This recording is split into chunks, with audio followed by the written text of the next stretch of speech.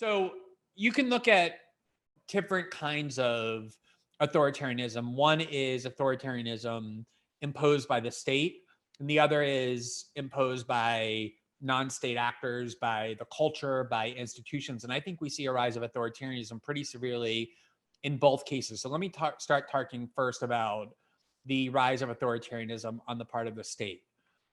It has been kind of stunning to me to watch a lot of smart, rational, sober people invoking 9/11 or the prior cataclysmic event on US soil that could be compared to it in terms of fear levels increasing and authoritarianism subsequently imposed, including the detainment of Japanese American, the internment of Japanese Americans on US soil, which was the Pearl Harbor attack. People are now routinely invoking Pearl Harbor and the 9/11 attack to suggest that the riot that took place at the Capitol on January 6th is similar, if not necessarily in duration, in terms of its severity, in terms of the danger that it signifies or that it revealed. And there are lots of people in different parts of the political universe calling for what essentially would be a second war on terror. This time, not one directed at foreign terrorist organizations, but one directed inwardly, domestically, at domestic terrorist organizations.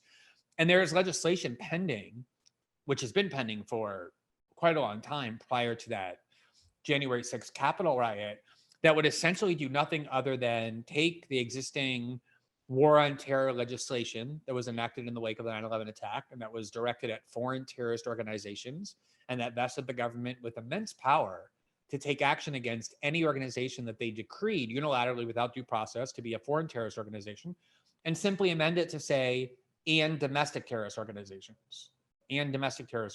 So it would simply implant the war on terror right on to US soil.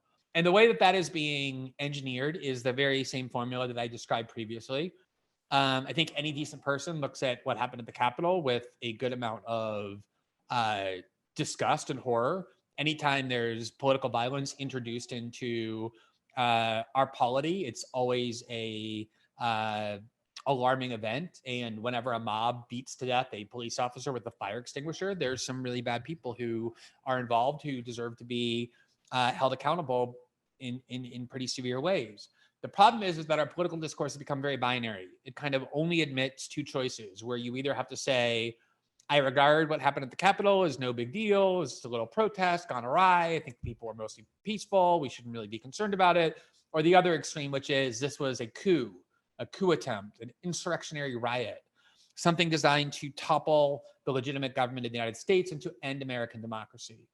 And I think both poles, both extremes, are equally unhinged, but particularly the one that suggests that the United States, the most powerful country in the history of the world, with the most paramilitarized police force on the planet, was ever in any meaningful danger as a result of a few hundred people entering and breaching the Capitol, such that words like insurrection or coup are even in the same universe as the reality. It may be that some of the people had insurrectionary intent, but the idea that we were facing some kind of grave existential crisis for the democracy is, to me, completely unrelated to the actual reality of what took place and what continues to take place. There were all kinds of reports that on Inauguration Day, we should expect to see armed attacks and armed protests at the 50 state capitals around the country. None of that happened. None of that materialized, nor have there been violent attacks in the name of this insurrection since January 6th. But I think what you're seeing is that same formula being applied, which is persuading people that they are in more fear than they're actually in, and then offering them security and safety in exchange for giving up an enormous amount of their civic liberties, their civil liberties, their civic freedoms to this institution of authority, the FBI, the Justice Department, the United States government, the CIA, the NSA, all the standard security state agencies that are designed to offer American citizens that bargain at any moment.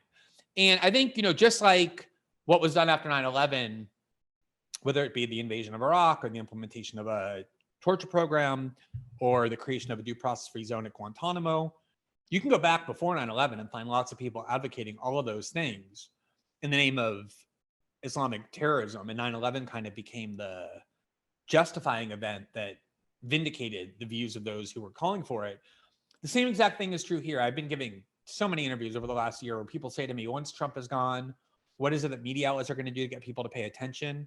What is the political class going to do to keep people's fear levels high so that people want to keep giving power? And it was so predictable. It was so obvious what was going to happen, which is that even once Trump was gone, the claim was going to be that there's this grave menace domestically lurking within the United States, the enemy within, called right-wing domestic extremism or domestic terrorism.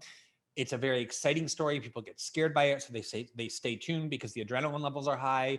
And that narrative always was going to take hold with or without the Capitol. It just turned out the Capitol event ended up being the perfect accelerant for that theory. And I think we are now faced with a very serious authoritarian threat, which is the idea that a second war on terror, one that began before most of you were cognizant of what was going on, in fact, perhaps before you were even born, is now going to be replicated, but this time with much greater dangers because it's going to be aimed not at foreign state actors or non-state actors, but at our fellow citizens. And that always presents new dangers.